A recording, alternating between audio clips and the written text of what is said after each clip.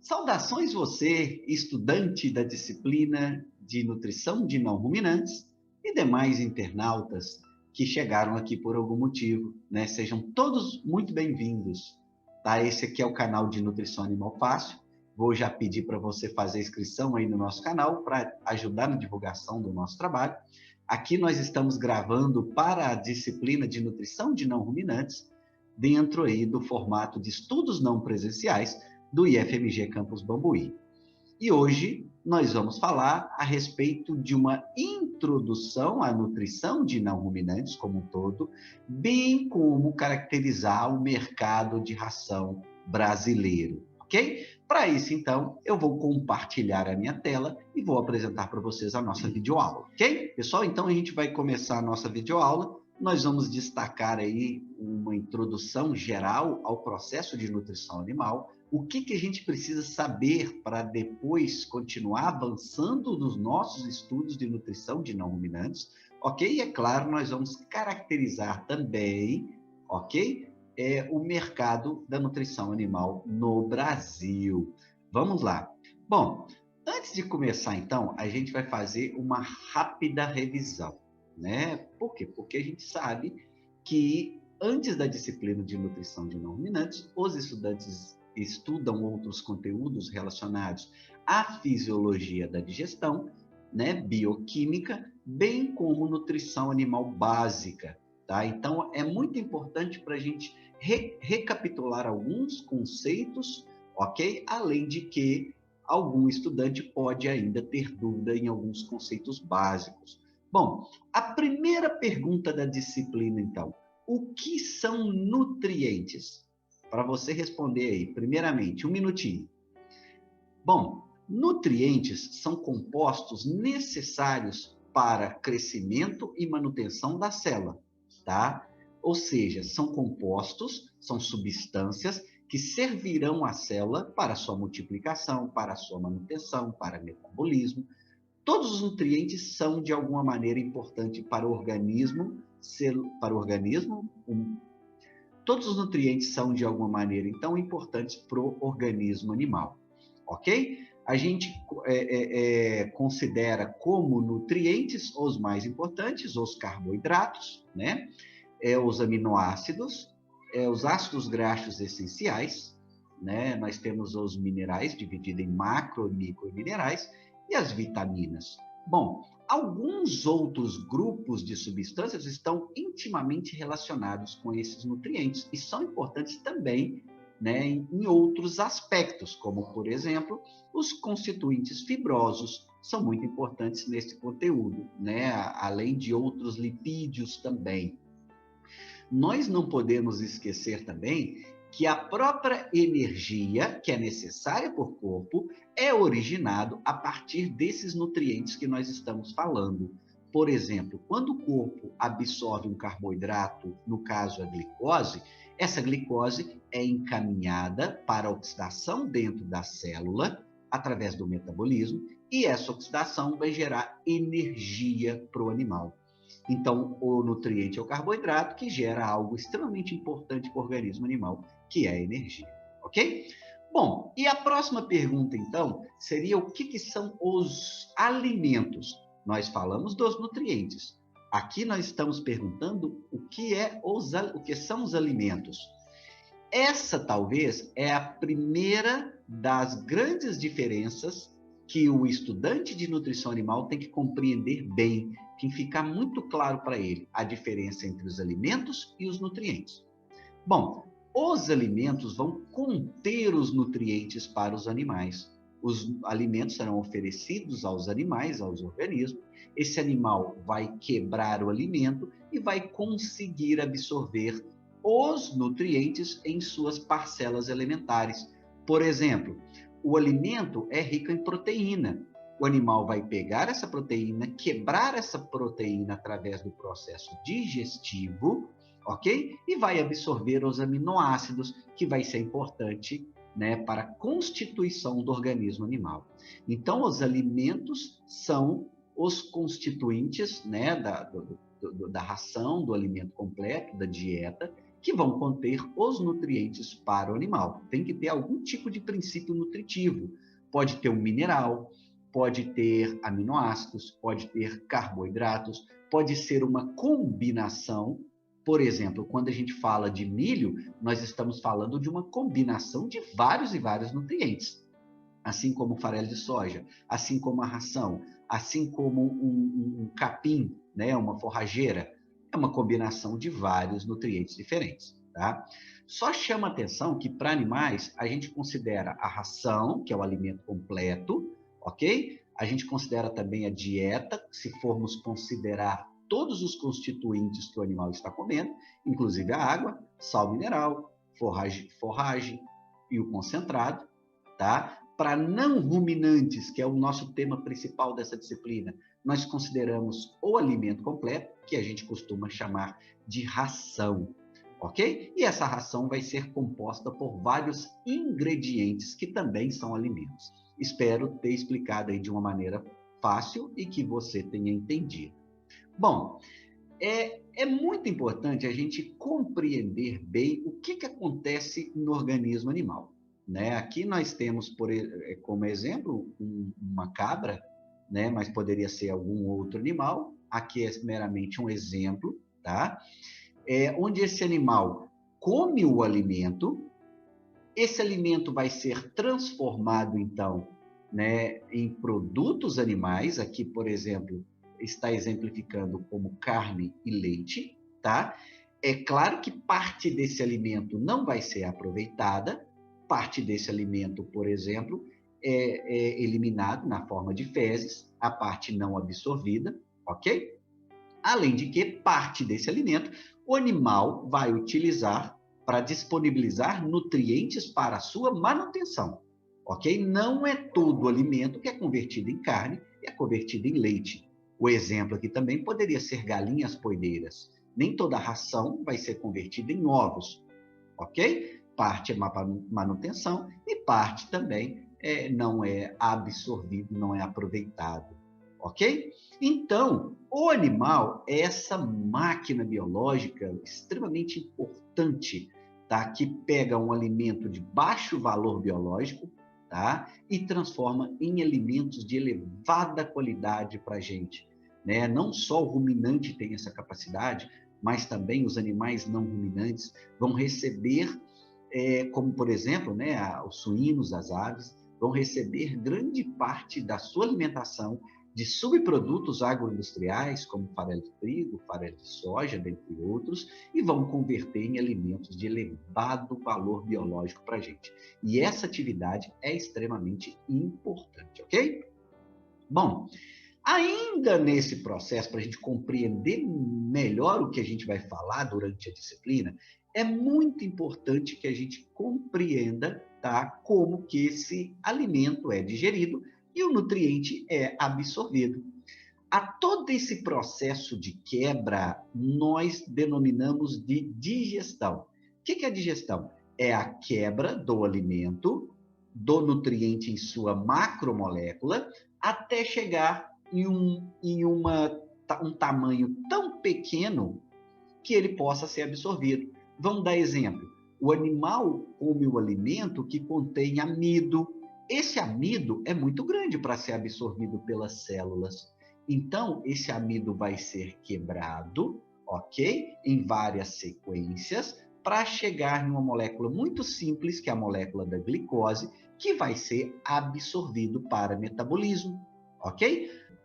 Assim também, as proteínas que estão no alimento, tá, vão ser ingeridas, quebradas, para que o animal absorva aminoácidos. Os lipídios, os alimentos que contêm lipídio, vão ser quebrados para que sejam absorvidos suas frações menores, como, por exemplo, ácidos graxos, ok? Dentre outros. Então, cada animal vai ter a sua particularidade, ok? Cada animal tem sua particularidade que desenvolveu ao longo aí dos milhões de anos de evolução, ok? Aqui nós temos exemplo de animais de produção e animais de companhia. O primeiro que nós estamos mostrando aqui na letra A, tá? É o cavalo, ok? O cavalo se caracteriza por um estômago pequeno em relação ao corpo do animal. Talvez por isso o animal faz ingestão de alimento, principalmente alimento forrageiro, durante todo o dia praticamente, cerca de 16 horas o cavalo passa pastando, tá? Muito tempo. Depois nós temos um intestino grosso muito amplo, ok? O seco aqui é uma porção muito ampla, bem como o cólon também é muito grande. E esse seco e cólon do cavalo, o intestino grosso como um todo, se comporta como uma câmara fermentativa. O que é uma câmara fermentativa? É um local que tem condições propícias para que aconteça, tá, a fermentação de alguns componentes, principalmente carboidratos que não foram digeridos. Carboidratos fibrosos, como, por exemplo, a celulose, as hemiceluloses como um todo, dentre outras várias substâncias que podem ser fermentadas. Nessa câmara fermentativa, né, que é um ambiente anaeróbico rico em micro-organismos, com pH adequado, vão ser gerados vários produtos importantes para o metabolismo do animal, como, por exemplo, os ácidos graxos de cadeia curta, os famosos AGVs, que são ácidos carboxílicos, ok? Além de muita proteína microbiana. No caso do cavalo, ele absorve alguma coisa via parede, né? Parede do intestino grosso. Porém, a proteína microbiana ele praticamente descarta. Diferente de um ruminante, que aproveita grande parte dessa proteína microbiana, porque a digestão, a fermentação do ruminante é pré-gástrica, é antes do estômago, e diferentemente do coelho, que faz o processo de secotrofia, ok? Bom, vamos pegar aqui o B, é um trato gastrointestinal de um animal muito importante para a gente, a nível de produção animal, que é o suíno, ok? Suínos. Suínos são caracterizados por algo medianamente desenvolvido, tá? No sentido que nós não temos uma fermentação, uma câmara fermentativa tão desenvolvida quanto a do cavalo, porém, em suínos adultos, nós temos considerável parcela, tá, do alimento sendo fermentado no intestino grosso. Nós temos aqui o intestino delgado já longo, alguns metros, ok? E essa longa estrutura, né, vai proporcionar uma maior possibilidade para a digestão e absorção dos nutrientes. Ou seja, o trato gastrointestinal tem que ser longo, ok? Para possibilitar isso aí. Bom, chama atenção que o estômago dos animais ele é muito importante no armazenamento do alimento.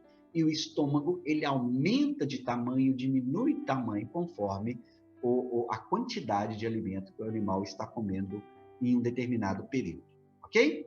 Bom, vamos pegar agora aqui esse trato gastrointestinal em C, é o trato gastrointestinal de um coelho, que é também um animal herbívoro, ok? Assim como o cavalo, ele também é um herbívoro, ele come basicamente plantas na natureza, ok? Ele é caracterizado pelo estômago grande, quando comparado ao animal, ok? Ele é caracterizado também pela quase ausência de movimentos peristálticos, por isso que uma ração de coelho tem que ter muita fibra para justamente estimular o peristaltismo intestinal, ok? E aqui no caso do coelho, nós temos uma câmara fermentativa muito grande aqui, que no caso é o seco. O seco é altamente desenvolvido, o animal, por alguns movimentos característicos aí na junção ilho-secal, ele consegue separar as partículas grandes, que vão formar as fezes duras, e as partículas pequenas, que vão adentrar o seco para serem fermentadas. Depois de um tempo, o coelho reingere esse material elaborado no seco, fenômeno qual a gente chama de secotrofia.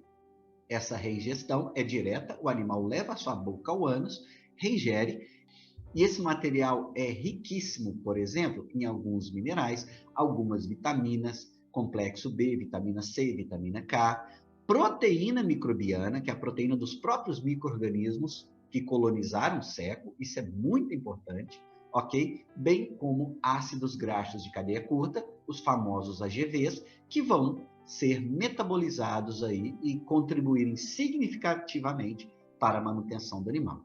20 a 30% da energia necessária para a manutenção do coelho pode vir aí da secotrofia, ok? Bom, até agora nós falamos então de 2 herbívoros, de um onívoro, que é o suíno. Vamos pegar aqui agora a letra D, é a ave, ok? A ave é algo muito interessante, no sentido que ela é bem diferente do que a gente viu até agora. A ave também é um animal onívoro, tá? Ela come planta, ela come animal, ela come inseto, ela come tudo, né? Então, aqui nós temos o papo, que é um órgão de armazenamento, pré-amolecimento. Ele é interessante, principalmente em aves silvestres, ok?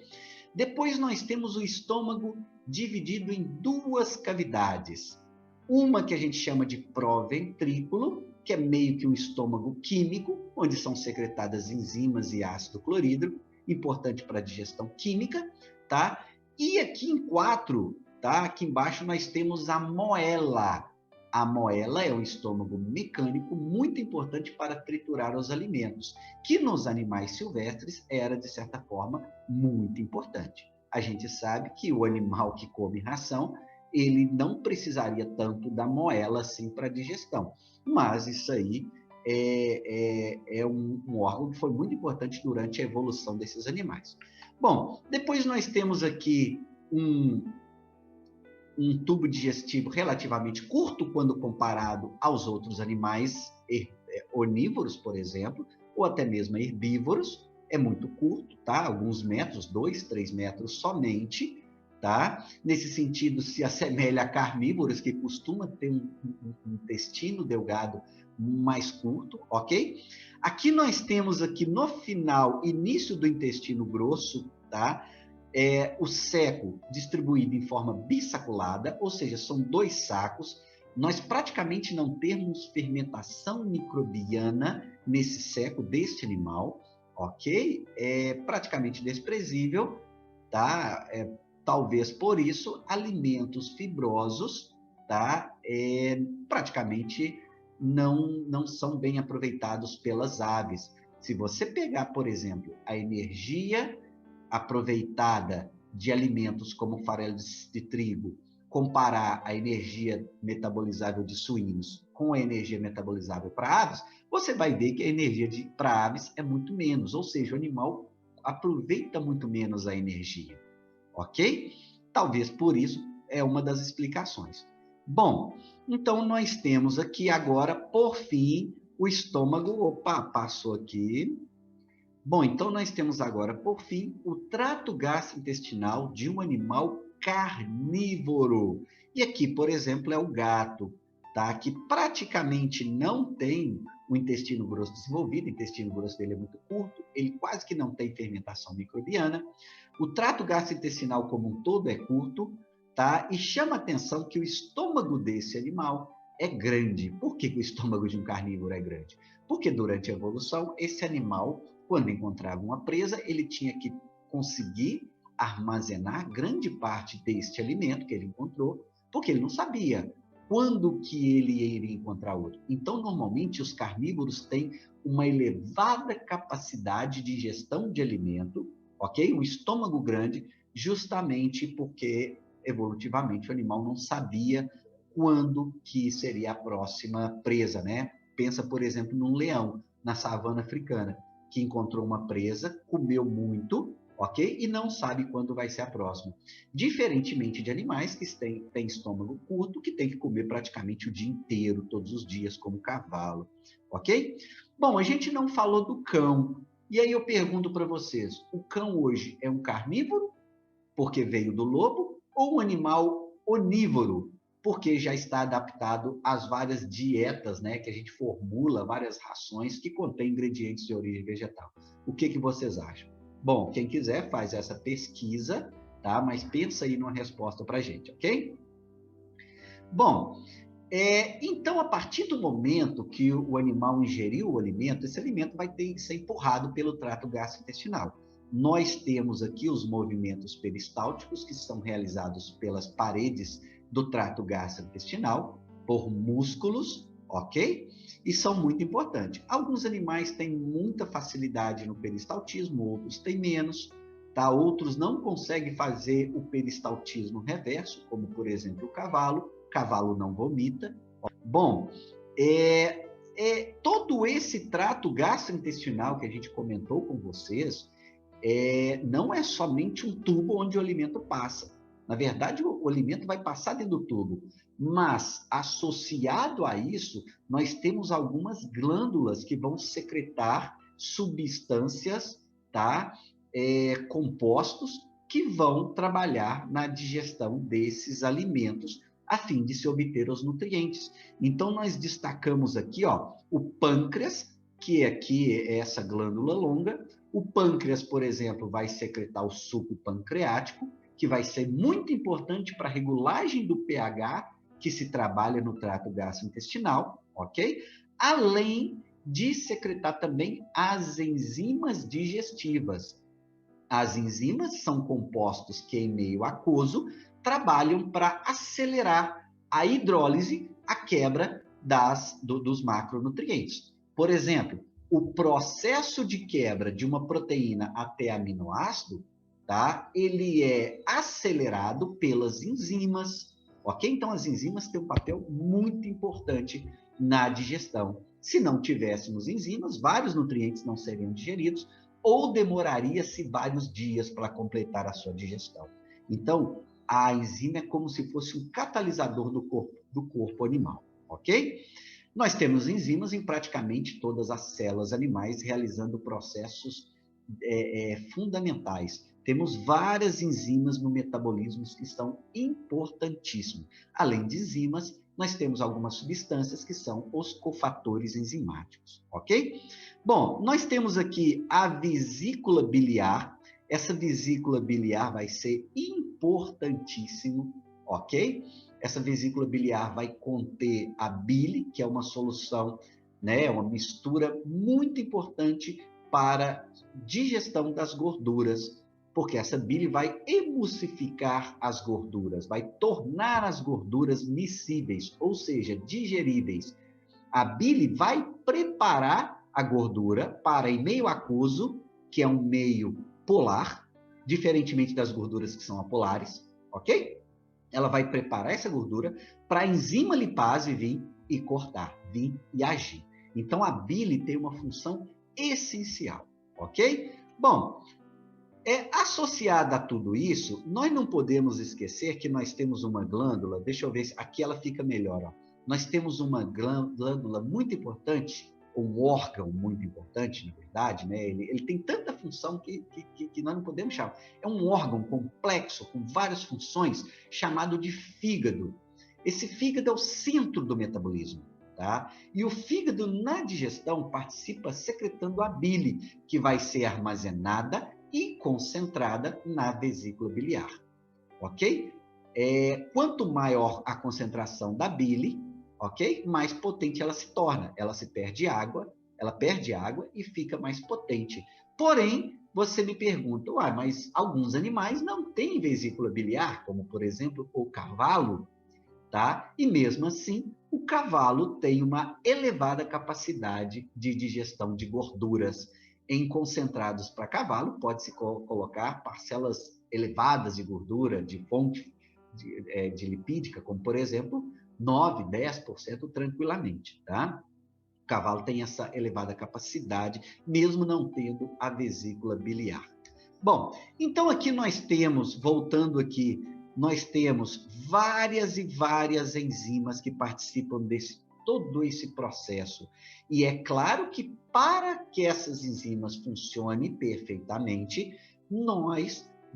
o corpo animal vai ajustar o pH. Fora desse pH, a enzima pode até se desnaturar. Ela pode perder a função biológica dela. Então, ela atua bem em determinado pH. Como, por exemplo, na boca, o pH 3 para as amilases atuarem. O pH ácido de 1 a 3 para a pepsina, ou as pepsinas, porque a pepsina é um conjunto de enzimas, atuarem a nível estomacal. E aí nós temos as enzimas pancreáticas, bem como as enzimas aí do intestino delgado, ok? Que atuam no pH levemente básico, como também as enzimas aqui do intestino grosso, ok? Bom, você percebe então que todo o processo é complexo, muitas enzimas e altamente coordenado. Veja que para cada câmara que nós estamos falando aqui é um pH, e é claro que há substâncias que ajustam o pH. Para, por exemplo, descer o pH, acidificar o meio, o corpo secreta ácido clorídrico para potencializar a ação da enzima. Isso tem muito a ver com o pKa das enzimas, né? O equilíbrio ácido básico naquele meio.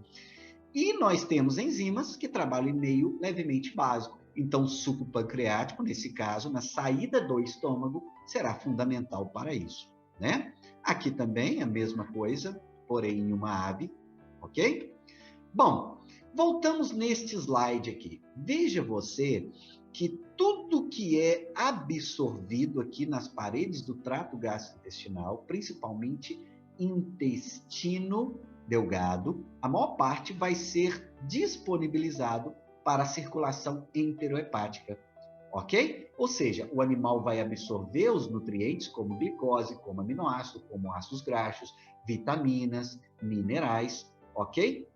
E a maior parte disso vai ser encaminhado, tá, para o fígado. E o que o fígado vai fazer com isso? A maior parte desses nutrientes? Porque algum nutriente pode ir por outra via, mas a maior parte vai por essa via, chega no fígado e vai ser metabolizado. A gente chama de metabolismo a todas essas transformações que acontecem nesses nutrientes. Vamos dar exemplo? Um aminoácido é absorvido, mas o corpo precisa transformar esse aminoácido em outro. Essas reações a gente chama de metabolismo. Outro exemplo, a glicose absorvida, depois essa glicose vai ser quebrada, vai ser encaminhada para o ciclo de Krebs para gerar energia e essa energia ser absorvida, ser aproveitada pelo corpo. Isso é metabolismo, ok? Isso acontece principalmente no fígado, além também das células musculares e células de outros tecidos, ok? Bom, nós falamos aqui de metabolismo. Então, gente, todas essas rotas metabólicas aqui, ó, que vocês estudam em bioquímica, tudo isso é muito importante para a gente compreender o metabolismo. E onde que acontece o metabolismo? Dentro da célula. Qual célula? A célula de praticamente todos os órgãos, mas principalmente do fígado, que é o centro do metabolismo no corpo. Então, aqui nós temos uma célula animal altamente complexa, ok? E as várias reações, na verdade, são as rotas metabólicas aqui, que vão acontecer em várias partes da célula. A gente estuda muito, por exemplo, a mitocôndria, né, que é uma organela fundamental para a respiração, para a produção de energia na célula. E dentro dessa mitocôndria acontece o ciclo de Krebs, a cadeia respiratória, a beta-oxidação e a rota das pentoses fosfatos. Todas elas são muito importantes em termos de metabolismo,